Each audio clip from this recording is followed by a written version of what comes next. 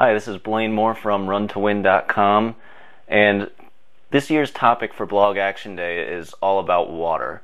And I'd kind of like to contribute by just telling you exactly how lucky you are that you get to run marathons or run shorter distances, or you're just in the circumstances to watch this video. Because every week there's 42,000 deaths that are directly related to either poor water supplies or poor sanitation. You know, there's more people in the world who have access to a cell phone than have access to a toilet. You know, every day women and children are walking a combined 109 million hours just to get their drinking water and the water that they're going to use for cooking and cleaning and everything else. And the water that they're getting is probably polluted. It's not going to be safe to drink. And that comes down to about carrying 40 pounds of water for each return trip, and having on average about 8 gallons of water per day. For comparison, in a first world country, you're probably using over 150 gallons of water every day, between cooking, cleaning, eating, just the water that you drink. And as marathoners in particular, we have to stay hydrated in order to do the kinds of things that we do. And it's really something that we just take for granted.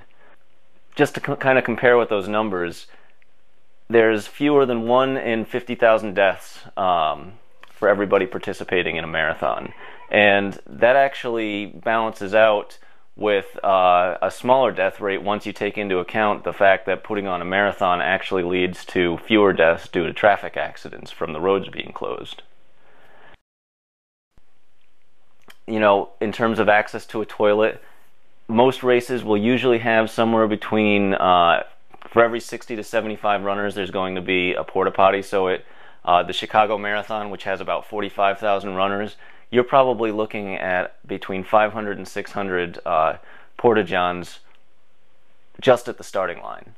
And that's compared to people who, don't have access to any sort of toilet facilities other than just going outside, which leads to polluting their local water supplies. In the 2008 Chicago Marathon, they gave out 54,600 gallons of water. And that's just for one event in one local spot in just a few hours. Now granted, they ran out, so I guarantee you with the warm conditions that they had this year in 2010, they gave out even more water than that.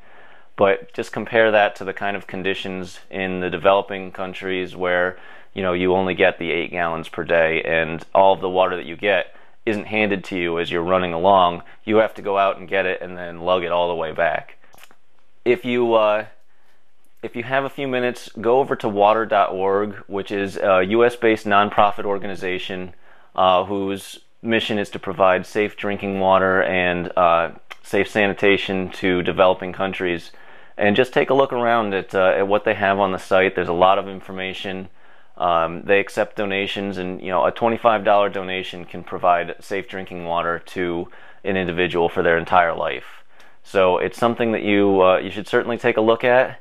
And just take a few moments and just think about how lucky you are to have access to safe drinking water and to circumstances where you can do something like go out and run a marathon and have people pamper you the way that they do. So thanks for watching. This is once again, this is Blaine Moore from runtowin.com, and this is my contribution for Blog Action Day. And you're just one of the 28 million people that are going to be reading about something about water today, as over 3,000 people have agreed to write or film something on the topic. And hopefully you'll learn something, and hopefully you'll have an opportunity to just kind of sit back and appreciate what it is that you do have.